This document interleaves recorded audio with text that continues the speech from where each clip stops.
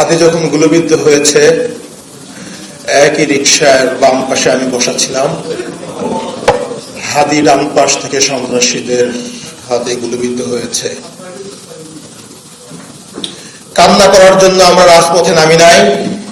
শহীদ ওসমান হাদি যখন জুলাই আন্দোলনে অংশগ্রহণ করে তার ওয়াইফ সন্তান সম্ভ্রা ছিলেন,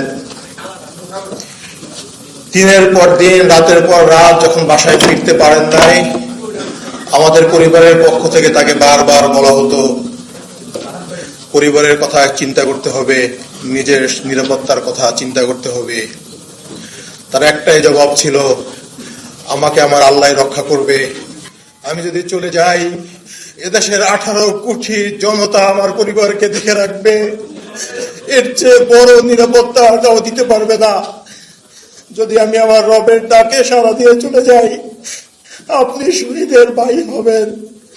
আমার মাকে বলেছিল, আমি যদি মা চলে যাই, আপনি শহীদের মা হবেন। এর চেয়ে আর গর্বের কিছু নাই। কিন্তু আমি শহীদের ভাই হতে চাই নাই। আমি চেয়েছিলাম রাজপথে বিপ্লবী ওসমানের পাশে থেকে এই বাংলাদেশকে আধিপত্যবাদ মুক্ত করতে। আমি চেয়েছিলাম ইনসাফের বাংলাদেশ যতদিন পর্যন্ত গঠন না হবে, আমরা রাজপথ ছাড়ব না।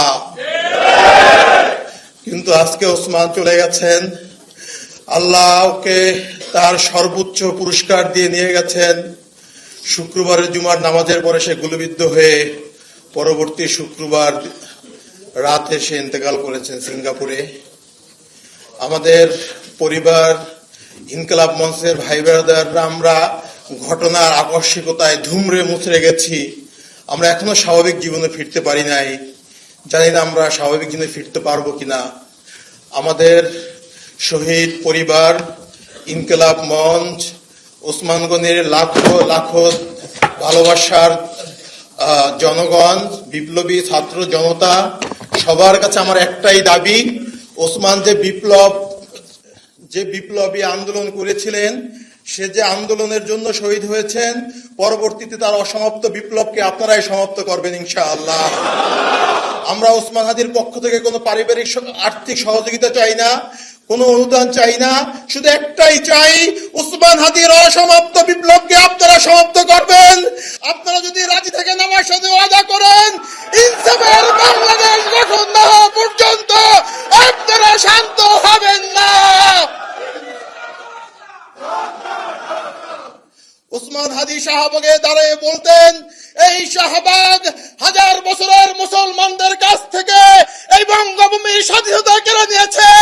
এই শাহবাগে ফ্যাসিবাদের জন্ম হয়েছে। আমি এই শাহবাগ থেকে ফ্যাসিবাদকে রুখে দেব। এই শাহবাগে বসে আমি নারায়ে তাকবীর স্লোগান দেব। যদি আপনারা হাদিকে ভালোবাসেন, হাদির হত্যার বিচার চান, ওই শাহবাগকে ফ্যাসিবাদ মুক্ত, ভারতীয় আধিপত্যবাদ মুক্ত কায়েম করতে হলে আপনাদেরকে আন্দোলন অব্যাহত রাখতে হবে। আমি আমার বক্তৃতা শেষ করছি। আপনারা হাদির 8 মাসের সন্তানের জন্য দোয়া করবেন, ওর ওয়াইফের জন্য দোয়া করবেন।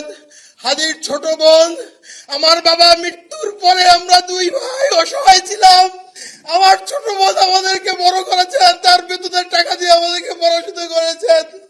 ও খুব বেশি অসহায় হয়ে পড়েছে, মানসিকভাবে অসুস্থ হয়ে গেছে। খাস করে ওর জন্য আপনারা দোয়া করবেন। আল্লাহ আপনাদেরকে ওসমানের স্বপ্নকে বাস্তবায়ন করার তৌফিক দান করুক।